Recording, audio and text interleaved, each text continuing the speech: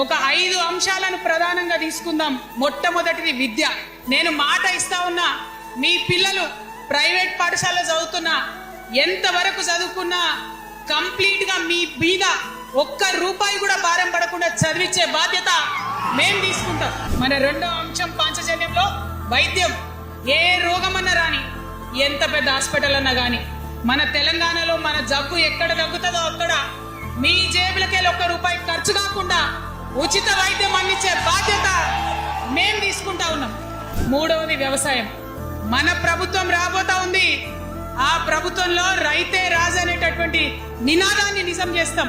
ప్రతి ఆఫీస్ లో, అది ఎంఆర్ఓ ఆఫీస్ గాని, కలెక్టర్ ఆఫీస్ గాని, ప్రతి ప్రభుత్వ ఆఫీస్ లో నేను రైతునని పోతే సపరేట్ కౌంటర్ ఉండాల్సిందే, కుర్చీ మీద కూసోబెట్టాల్సిందే, మీకు పని చేసి పెట్టాల్సిందేనని ఈ సందర్భంగా నేను తెలియజేస్తా ఉన్నా.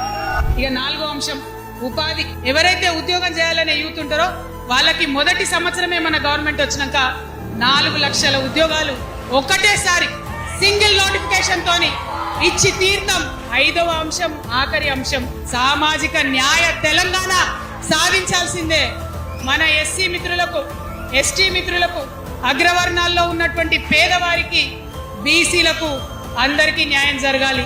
మా మైనారిటీ సోదరులు, మా ముస్లిమ్స్ కావచ్చు, క్రిస్టియన్స్ కావచ్చు, సిక్కులు కావచ్చు, అందరికీ కూడా న్యాయం జరగాలి.